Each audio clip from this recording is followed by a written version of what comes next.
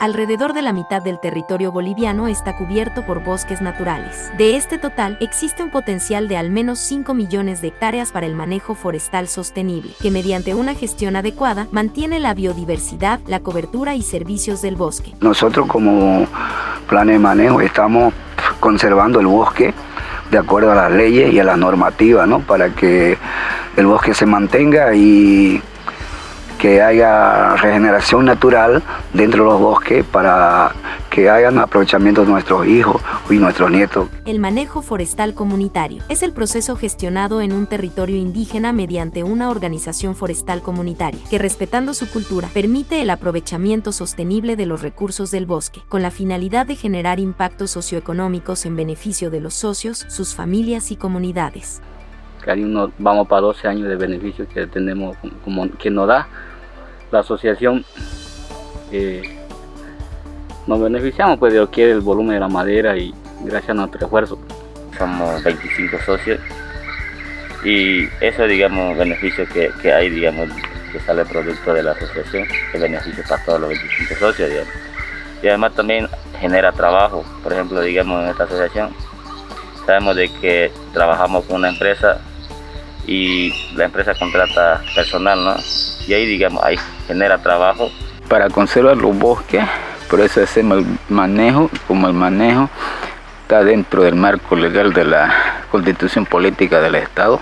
Entonces nosotros hacemos todo lo que está en norma y bajo regla. Los bosques en manos de las propias comunidades ofrecen una gran oportunidad para el alivio de la pobreza y conservación de su territorio, como demuestran los avances en la adopción de buenas prácticas para el aprovechamiento de sus recursos forestales maderables. Nosotros como asociación vamos a seguir apoyando e incentivando con el apoyo del IBIC para que se haga mejor uso del bosque y cuidarlo, conservarlo mucho mejor como lo han hecho nuestros ancestros, nuestros abuelos, ¿no?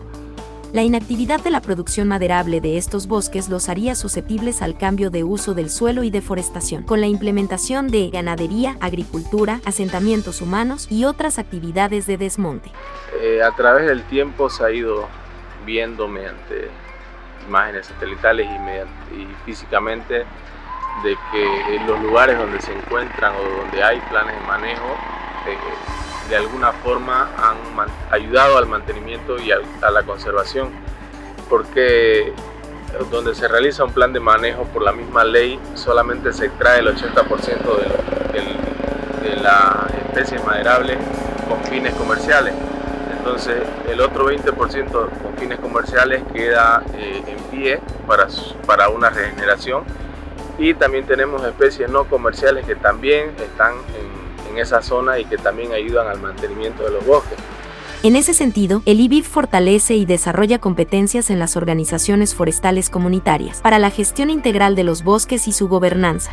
La gobernanza forestal en Guarayos y Monteverde es vital para el mejor funcionamiento de los planes de manejo. Con una gobernanza débil, ellos tienen muy pocas opciones para poder pelear por sus diferentes derechos, como también, por ejemplo, como es el tema del precio de la madera, como por ejemplo incidir en que las empresas sean mucho más proactivas y sean mucho más equitativas en cuanto al aprovechamiento y al uso del recurso forestal. IBIC, en primer lugar, ya ha fortalecido a la FIC, la FIC que es nuestra ente matriz como la Asociación Forestal Indígena Guarayo, y ya hemos mejorado, también nos está apoyando en la elaboración, más que todo la revisión y la actualización de nuestro estatuto y reglamento. Mediante el Sistema Boliviano de Bosques e Incentivos, las organizaciones forestales comunitarias han demostrado competencias en una buena sostenibilidad, sólida organización, cumplimiento de la normativa, equidad y aplicación de buenas prácticas de aprovechamiento forestal. La verdad, nosotros trabajamos todo como una asociación, que todo el mundo sepa todo cómo se maneja todo este trabajo. Entonces nosotros dejamos para educación, salud, por último para aprovechamiento del movimiento, y los restos que queda ya pues para todo el beneficio de los socios.